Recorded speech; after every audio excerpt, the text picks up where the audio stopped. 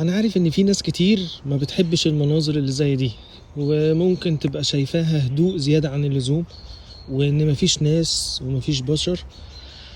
بس انا واحد من الناس اللي ممكن اكون بفضل المناطق ديت شوية عن المناطق اللي فيها زحمة. يعني انا برضو قعدت في مناطق زحمة فترة كبيرة، يعني مش صغيرة. ففكرة ان انت تشوف مناظر زي دي وتسمع اصوات زي اللي انت سامعها كده، وتمشي في حتت زي دي، دي حاجة مختلفة عن اللي انا كنت متعود عليه. يعني انا ما كنتش موجود في مكان كنت لما بحب امشي بنزل امشي في حتة زي دي خالص، يعني ولا ان انا ابقى شايف منظر زي ده.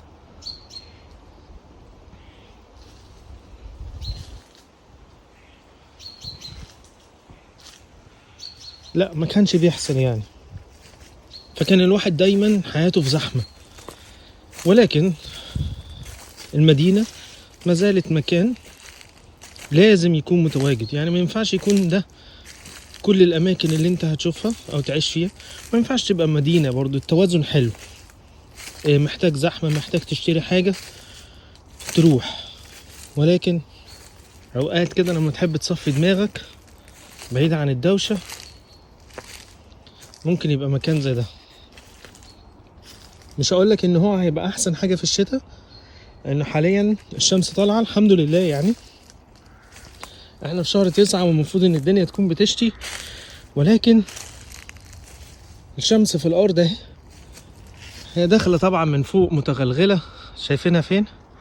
بس عشان الاشجار كثيفة فيدوب معدية زي ما انتم شايفين كده.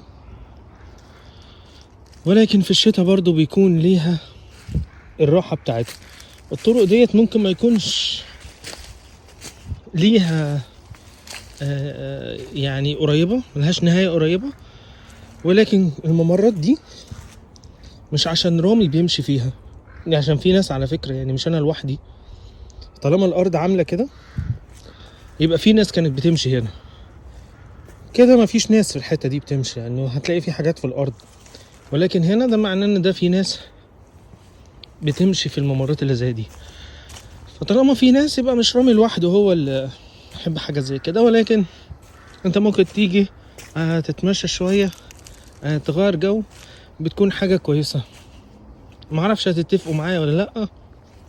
اكيد لو معاك ناس هتبقى احلى، يعني لو معاك عيلتك، معاك حد من اصحابك، اكيد مش هتبقى زي ما انت تكون ماشي لوحدك. بتتكلموا في حاجة، بتتناقشوا في حاجة، بتشوفوا حاجة، بتستكشفوا حاجة. كفاية برضو ان انت بتحس بالامان لما بيكون في شخص معاك. لان انت ممكن مثلا تيجي تقول والله انا عاوز امشي هنا مثلا، شايفين الشجرة دي وقعت، انا معرفش وقع عليه، بس ممكن تكون هوا جامد او حاجة. بص المنظر عامل ازاي. فانا بقى عاوز اطلع امشي هنا، هو انا مش هعمل كده. بس يعني انت فرضنا ان انت هتتخيل المنظر زي ده، لو معاك حد على قدر الله حصلت حاجة برضو معاك حد، بعكس لما تبقى برضو ماشي لوحدك.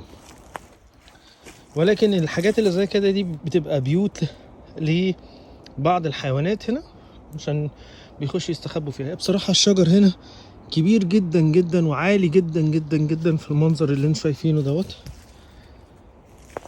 معظم الشجر بيبقى ساعات مقطوع وواقع، ولكن نوعا ما ده المنظر. وساعات برضو بتلاقي مفترق طرق. يعني بص لو رجعت هنا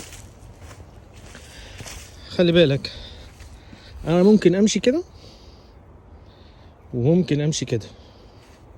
خلينا اكبرها لكم عشان تبقوا اسف. وتخيل المنظر بقى، بص في كده وفي كده، ده يوديك حتة وده يوديك حتة تاني، وده في شجرة مكسورة وواقعة في النص. فكل طريق وليه. حابب اسمع رأيكم بقى في الاجواء اللي انتوا شايفينها ديت، هتبقى كويسة تستمتع نص نص، ولا لا بلاش منها خالص. ونشوفكم في الفيديو اللي جاي على خير. مع السلامة.